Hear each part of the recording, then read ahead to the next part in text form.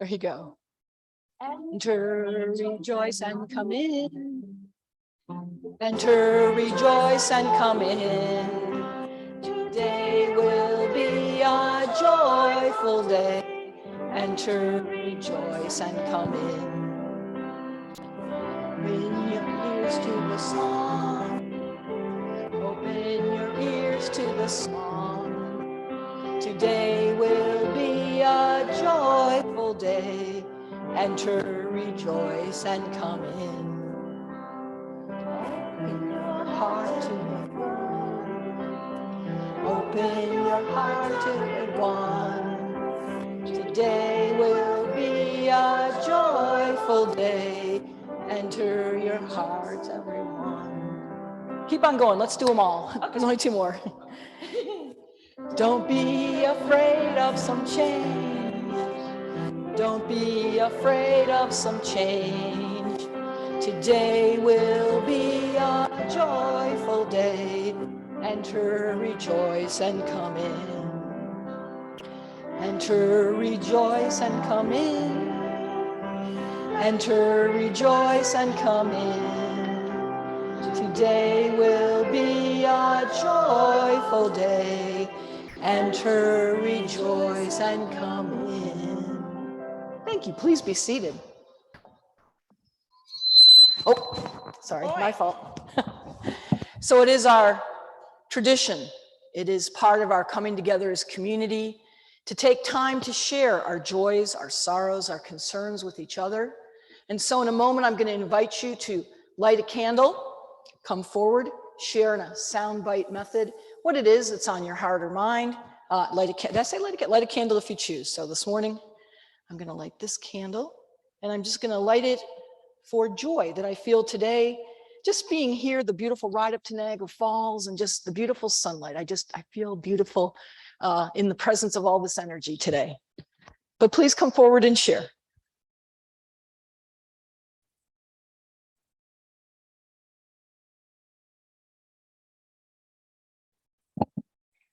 It always brings me great joy when Max is here. And I was floundering for a prelude this morning and thought, oh boy. And now there you go. Joy, joy, joy.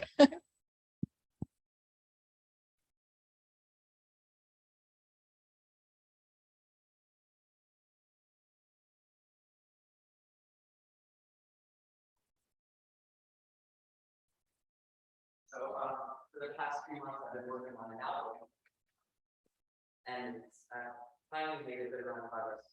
Coming to the place, so I'm really ready to get further.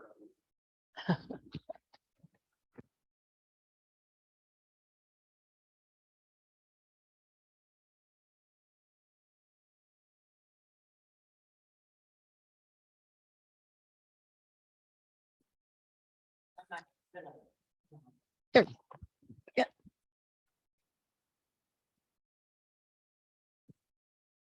I wasn't going to stand up, but most of you know that I come from a large family, large loving family.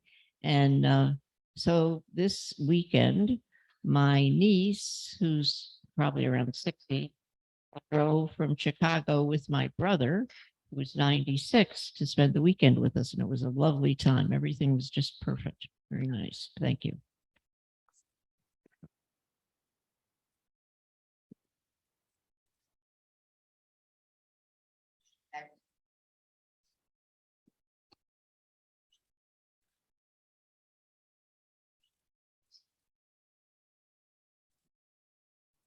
Well, and I'll light one for Wally, who's been a little under the weather, and I understand he's feeling somewhat better. So we'll light one for Wally.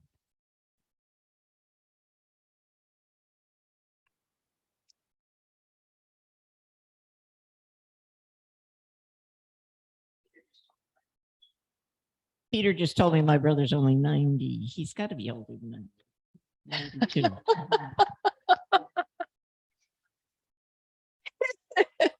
We'll wait till his next birthday. We'll light one and sing.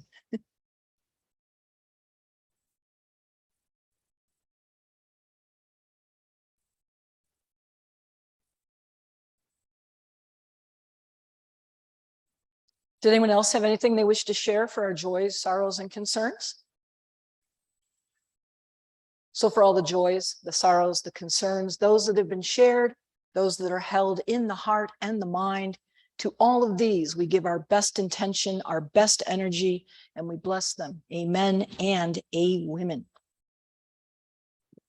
So this morning I have for you, it's actually a children's story, and it kind of goes in the theme that the UU has as they do their monthly themes. This month, it's about courage. And this is a Sukkot story. That's the theme of today, and I'll be explaining that more and more. This is called The Mysterious Guests. And I like this story because part of it is about the courage to be open and to be inviting to others. So I'm going to just read the story. It is said that the 3 forefathers, Abraham, Isaac, and Jacob, returned to earth for the harvest festival of Sukkot. Disguised as weary travelers, they appear at the sukkah, that's the hut, asking to share the holiday meal. If they are welcomed as honored guests, they leave a blessing. If not, they teach a lesson that is not forgotten.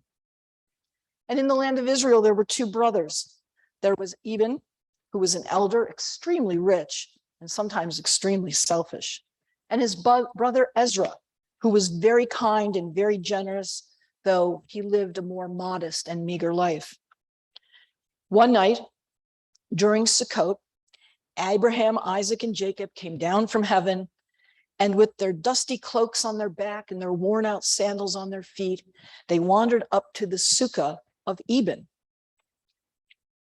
As they approached, Eben said, "Go away, I have no room for you."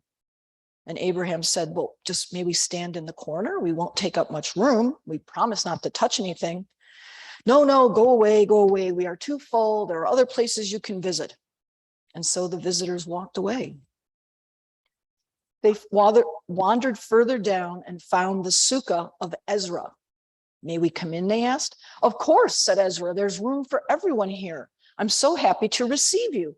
Please come in." He seated them at the head of the table and made sure that they had food and the cups were filled with wine. The 3 visitors enjoyed the feast. When they finished, Ezra said, "It is a custom for each of the guests to bring something to the sukkah. It might be food, it might be a song, it might be a bit of news, it might be a clever riddle. What might you have brought this evening?" Abraham said, "Indeed, we have a gift, and it is a story." Abraham said, "Once there was a man who was good and kind. He greeted everyone who came to his sukkah. He shared what little he had. He made the poorest people feel welcome. The generosity that filled that man's sukkah was as precious as silver and gold. One day, 3 strangers approached the sukkah, and the man invited them to his table, and he treated them as honored guests. And when the visitors departed, they left a very special blessing." It's a strange kind of story. "What does it mean?" said Ezra. "Look around," said Abraham. Ezra and his guests looked at the sukkah walls. They stared up the roof. All the fruits and flowers that had been hanging there turned to silver, and all of the limbs and boughs and branches turned to gold. "Who are you? I know you're not of this world," Ezra cried. But as he looked to find his mysterious guests, they had disappeared and vanished into the evening. And Ezra's courage and Ezra's generosity had been rewarded, though that was not what he had meant to do in extending his welcome. And that is an abbreviated version of The Mysterious Guests, a Sukkot story. And so now we are going to take up our offertory, which goes to serve the good works of this church.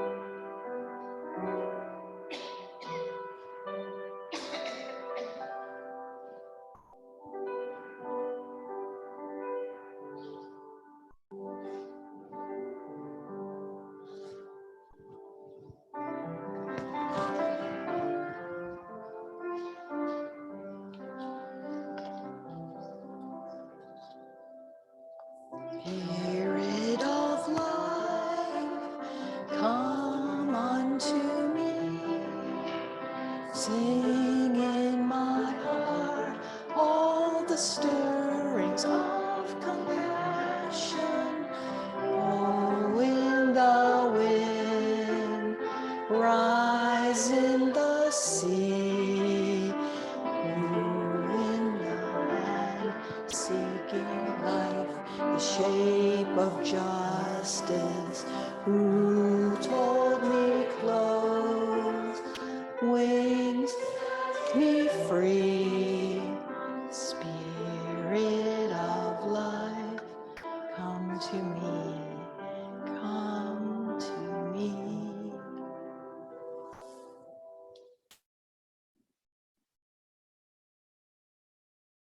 So just what is Sukkot? Sukkot is a Jewish harvest festival, and it comes after the festiveness of Rosh Hashanah, which is the new year, the reflectiveness of the high holy days, and the somber atonement of Yom Kippur. It is a time when people of the Jewish faith are invited to step out of their comfort zones as a community and make sure that their life priorities are in line with what is the ultimate value. The Torah says, live in Sukkot for 7 days. All native-born Israelites are to live in Sukkot so that your descendants will know that I had the Israelites live in Sukkot when I brought them out of Egypt. I am the Lord your God. And that comes from Leviticus 23. Sukkot represents the love of the people for God.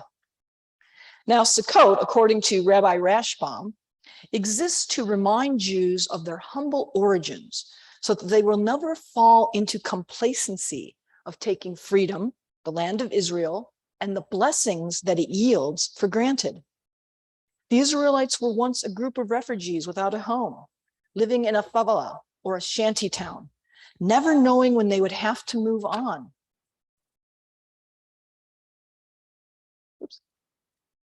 In this, they can rejoice because somehow in moving beyond, they have beat the negative and polarizing energy that beckons to despair. Oh, I read the wrong side, hang on.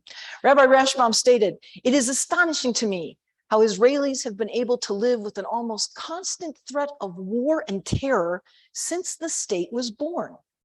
And yet they have not given way to fear. I sense even in the most secular Israelis a profound faith, perhaps not religious in the conventional sense, but faith nonetheless in life and the future and the hope. Israelis seem to me perfectly to exemplify what tradition says was God's reply to Moses when he doubted the people's capacity to believe. They are believers, the children of believers. This is from Shabbat section 9:7a. Today's Israel is a living embodiment of what it is to exist in a state of of insecurity and still rejoice. I want to read that last sentence again because it has so much to do with the body of what I want to talk with you about today. Living in a state of insecurity and still rejoice. That's the Sukkot message to the world. Now, like other Jewish holidays, it includes song, food, and dance. Patty, you've asked me sometimes about all the different holidays, and I had joked that for many Jewish people or people associated with the Jewish tradition, there's a sort of shorthand. And the shorthand for any Jewish holiday goes like this. We are God's chosen people. Others didn't like us. They tried to kill us. We survived. Let's eat. Works for every single holiday, except for Sukkot. Nobody was trying to kill anybody. That's the one that makes the difference. But that equation works all along. There's food, there's festivity, there's song. Sukkot is a festival that gathers for 7 days and nights, and it's done in something called a sukkah. It is usually a 3-sided, it can be 4. It's a hut with no door. The idea is that it has to be something that anyone can enter and exit from. It is made from different boughs and scattered leaves, and especially on the roof, it must be open so that the first star of the evening can be seen, such then to begin the evening festivities. The walls are made from sheaves and stalks and decorated with gourds and fruits from the field. And there are two things that come together here. First is something called an etrog. An etrog is a citrus fruit, like a lemon, and a lulav. And it's a special bonding together of 3 different kinds of leaves. And in Israel, this would be palm, myrtle, and willow. So you've got your lulav, which is kind of branded, and your etrog. And as people enter the sukkah, they are offered these, and they would hold them, breathing in the etrog, shaking the leaves of the lulav. And tradition would be that you would shake to all 4 corners, or in the same way, all of the 4 parts of the compass. And as you do that, you would say a special prayer, and you give blessings to extend out to the world. Kind of cool. But let's go back to the Sukkot message from Rabbi Rosh. Living in that state of insecurity and still rejoicing. It's not just Israel that is in this, but many, many places on earth, including right here, even in New York. We live in states of insecurity about what tomorrow may bring. We have seen this with violence in the community. We have seen this with laws that have been put forth or policies across our nation. And we are hearing more and more about other types of presentations that would look to limit freedoms that have been long ago won and enjoyed, as well as restrictions on the freedoms that were the very birth of our nation, and yet are being put forth under the title of religion. These are interesting times, and it can make us feel insecure. It can make us feel uncertain. It can give us a sense of despair, because somehow we see these energies eating at our very soul. But just like Rabbi Rashbam talks about when he talks about Israel, when he talks about the festival of Sukkot, we can rejoice. We can beat the negative or polarizing energies that would beckon us to that despair. But how do we do that? Or why? All of life is about balance. We cannot always be rejoicing. We cannot always be in despair.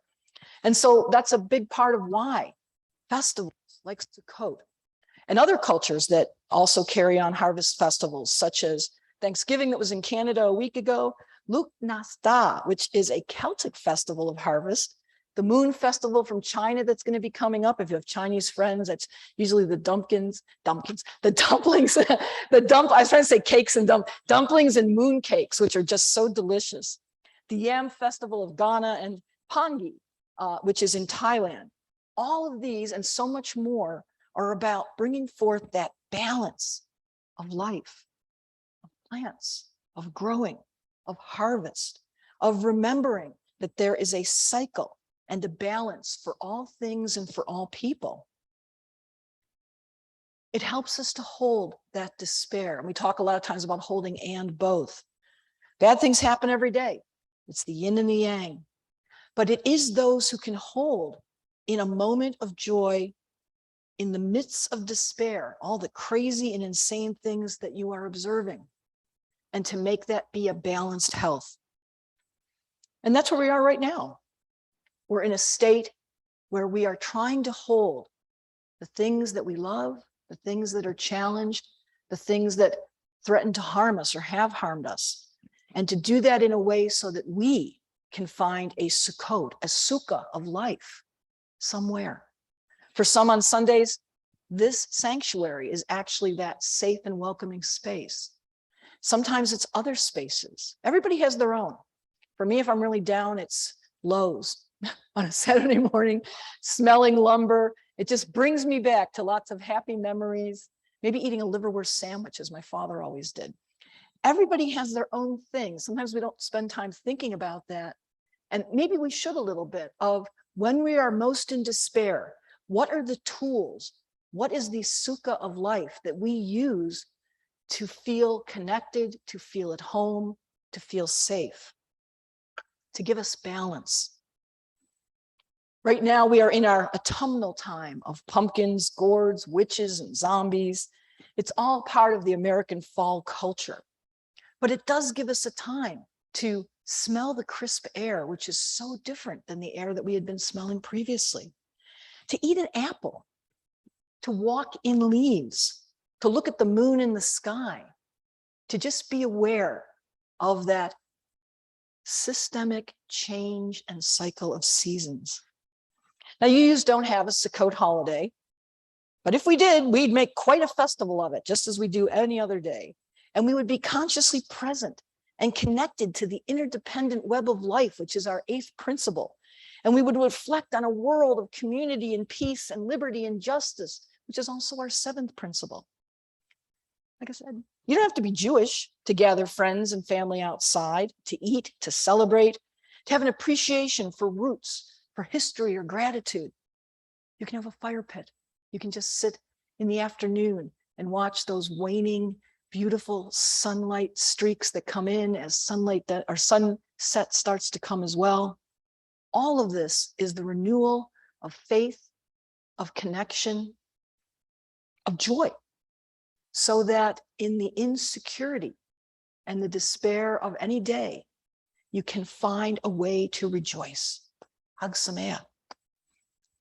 And so now we have talkback. And talkback is an opportunity for everyone to speak their minds about the topic of today or any ideas that came into your head as you heard the readings or the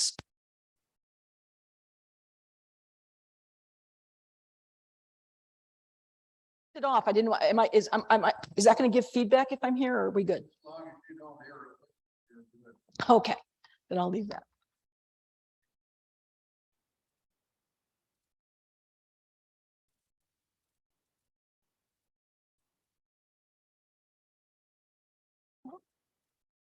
Oh, I think it's right up there. Sorry. Okay. The story about Sukkot, Yes. is that in the Bible, in the Old Testament? You probably would Here? find similar. Yes, it's definitely Similar? pronounced in the Torah, but yes. So yes, which is basically the Old Testament. So Okay, Yeah. well, I'll try to look that up. yeah, look at I it. find it fascinating. Leviticus has a lot of other stuff that people don't always like, but you'll Mhm. find the story of that. Okay, thank You're welcome. Any other commentary, talkback, challenges?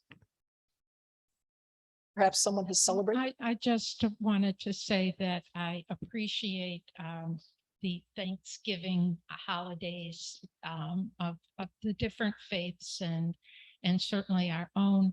As I age, I really work on reminding myself and hope generally on a daily basis what I have to be thankful for. I do read the news a lot.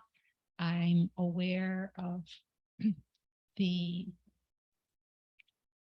great difficulties so many in this world are facing, and I want to live a life where I am very thankful for what I have, and I think it helps me deal with challenges more effectively. And so I work on that. Some days I succeed more than others, but I just think it's so important, at least for me personally.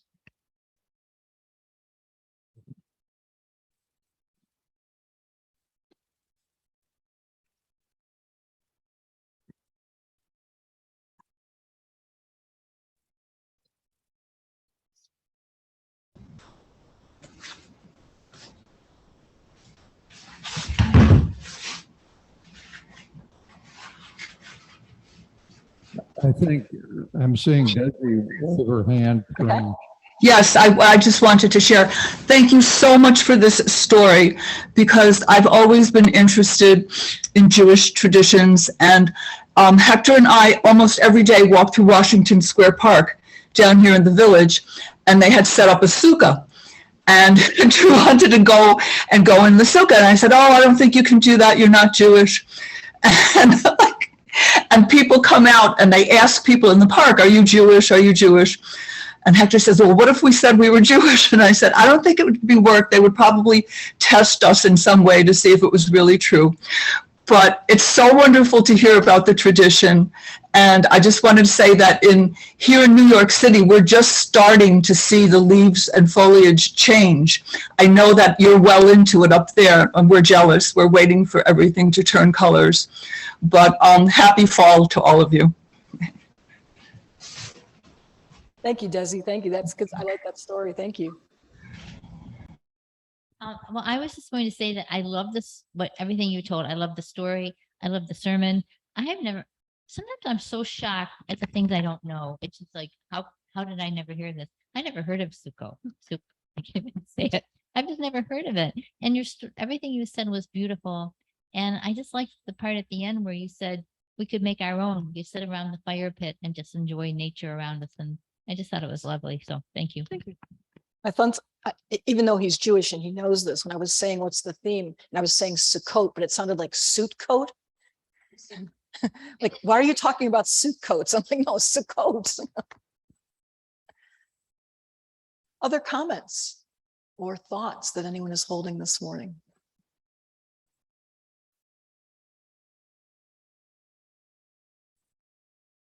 Well, as always, I appreciate your commentary and your questions. It's a way of sharing with each other, but again, it's also a way of ministering to me. Ministers need to be ministered to too, and I appreciate that, and I thank you. I am grateful.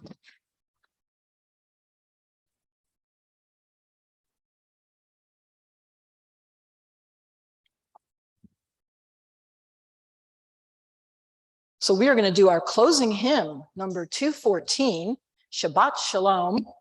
Patty's going to play it through. Hey, I'm not sure if I've got that cool Jewish rhythm. So, and I'm not sure what tempo you might want.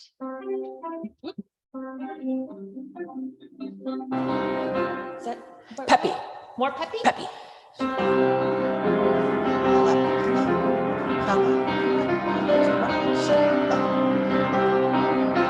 Okay. You got it. Okay. I invite you to rise in body or spirit and join us in Shabbat Shalom. Shabbat Shalom. Shabbat Shalom. Shabbat, Shabbat, Shabbat, Shabbat Shalom. Shabbat Shalom. Shabbat Shalom. Shabbat, Shabbat, Shabbat, Shabbat Shalom. Shabbat, Shabbat, Shabbat, Shabbat, Shabbat, Shabbat, Shabbat Shalom. Shabbat, Shabbat, Shabbat, Shabbat Shalom. Shalom. Shabbat Shalom. Shalom, Shabbat, Shabbat, Shabbat Shalom. That was good. You did good.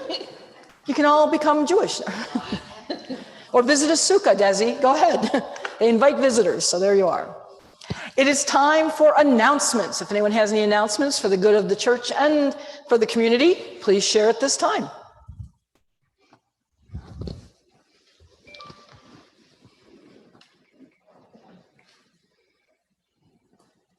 I'm not in charge of anything, but two things. Betsy has a dish that belongs to somebody, and she doesn't know who. It's glass that someone was nice enough to bring food when she wasn't well. It's sitting on the chair right there. It's just glass with a glass lid. And also next week is potluck, so we should all bring something for our nice little coffee hour. Halloween treats. Halloween treats? Okay. Yes, Halloween will be coming next week. I'm going to share with you all, and see if I can get a way to get it to Erica. On November the 5th, Saturday, Nanette Massey, some of you may be familiar with Nanette Massey, and Robin D'Angelo, who's a local writer, are going to be doing a workshop on white fragility. Their workshop is actually called Real Talk About Race.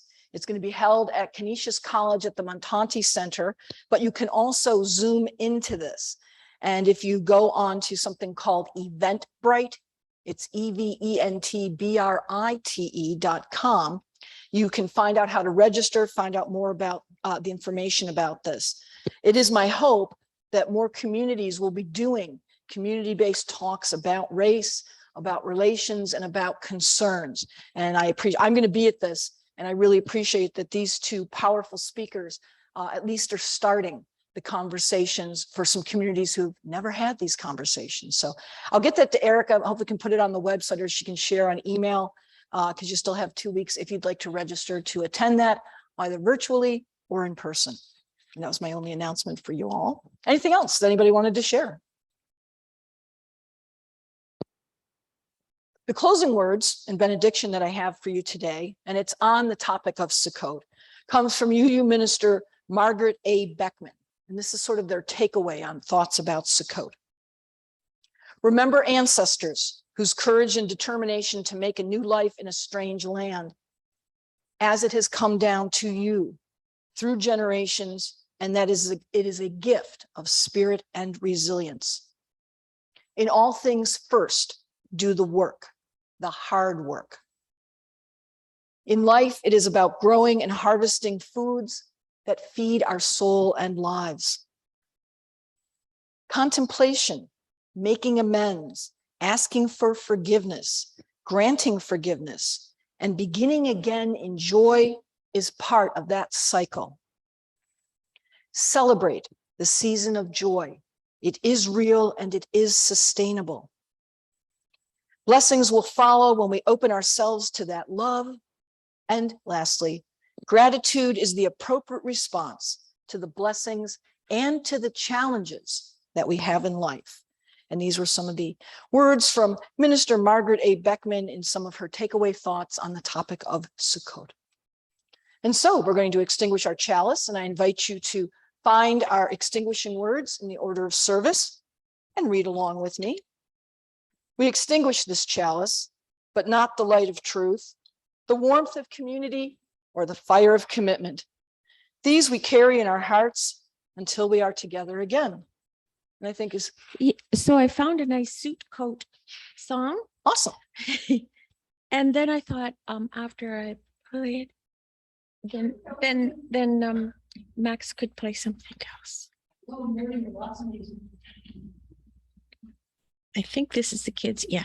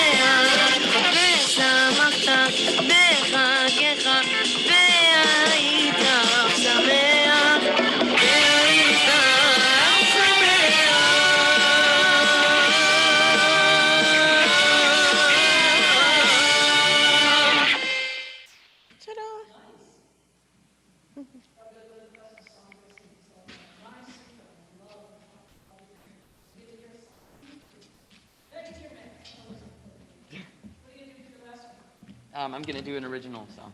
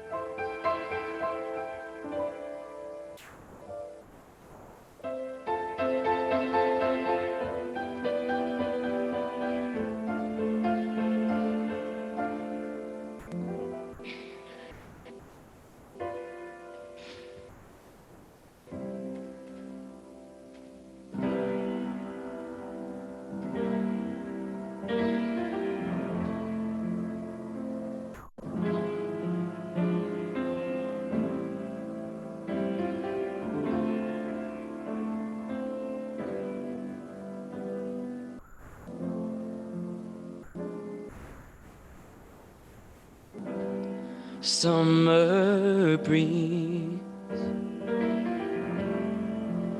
petty feet.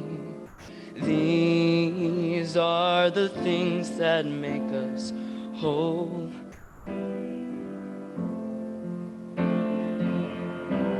Take a walk down the block. Tell me what you see. Try to forget you wanna fall.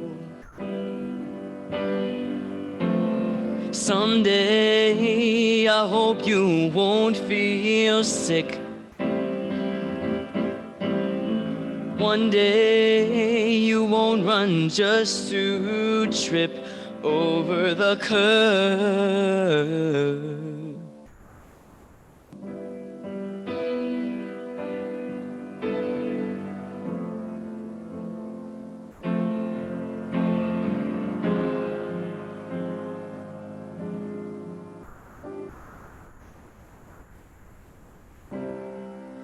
Tattered shoes, unpaid dues. These are the things that make us work.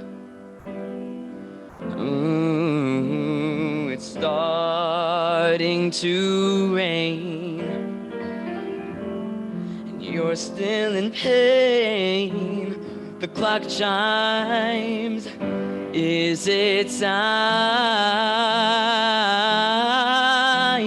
Someday I know you won't feel sick. Please stay, I promise I won't let you trip over the curb.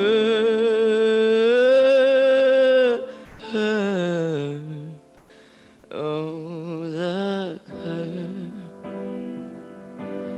Oh, the curb.